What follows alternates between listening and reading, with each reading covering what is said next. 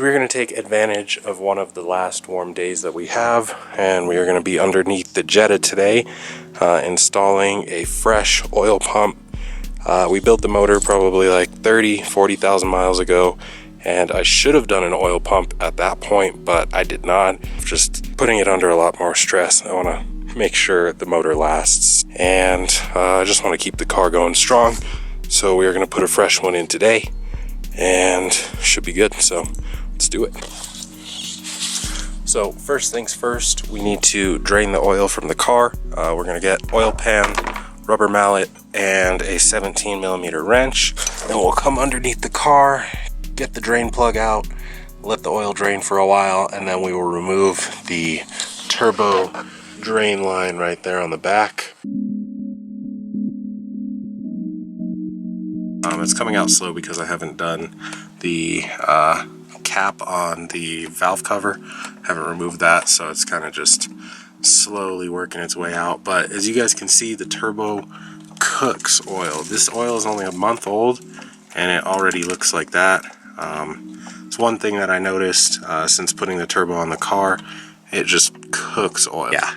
So we'll go ahead and change that pump, and it'll be a good thing. Alright, so there's like 20 bolts that need to come off the bottom. Pan comes off.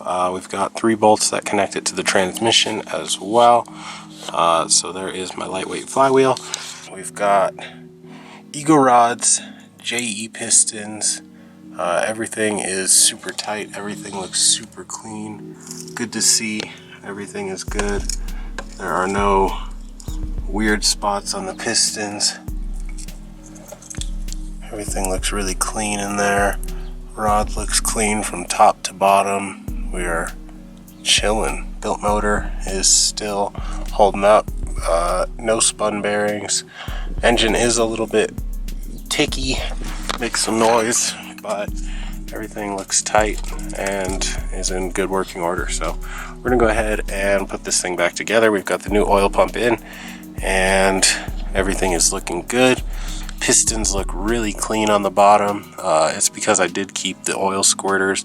A lot of people say once you go forged you don't need the oil squirters, but definitely keep them in if you want everything to look good. These things all look brand new. Basically, you can distinguish everything. Of course, the OEM stuff has that discoloration to it, but rods and everything look really good. You can still read all of the numbers and stuff on them. Pistons look brand new on the bottom. Everything is immaculate in the engine, I would say. So nice. We'll just scrape off the old gasket material, make a new seal on the bottom, and throw the oil pan back on, and then tighten up the oil pump, of course, as well. So yeah. All right, guys, so it is now hours later. It is 6:15. We got the stupid time change today, so now it gets dark all early. I just went ahead and finished the car about 2 o'clock, so 4 hours-ish ago. So I used the Right Stuff Gray RTV. It says it should be good to put fluid in about 90 minutes after you do the final torque. So about 2 hours is the total time. You would put it on, put the oil pan up, bolt it hand tight, and then let it sit for about an hour, and then torque it down, and then about 90 minutes after that it should be fluid safe. However, I am going to let it sit. I finished at 2 o'clock. I'm going to let it sit until I leave my parents' house around 10-ish, just to give it the best chance that it has to seal up. And it's fairly straightforward to do on the car. So that is going to be it for today's video. We actually completed the oil pump change, which I've never done on a car before.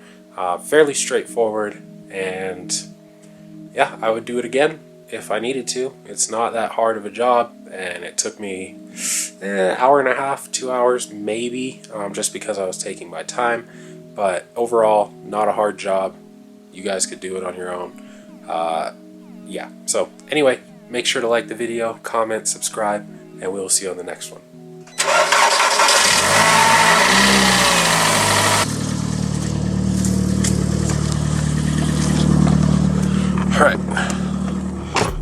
Anyway, so we don't have any oil lights or anything, check engine light is because the manual transmission in the automatic car, so we are good there. Since it is late, I'm not going to really film too much of it idling. I'll probably just get out of here and drive it home, see how it does. But it seems good so far, and it's actually making a whole lot less engine noise than it was, which is super nice. So, nice. Alright, so turned it off. Let's do a quick check underneath the car.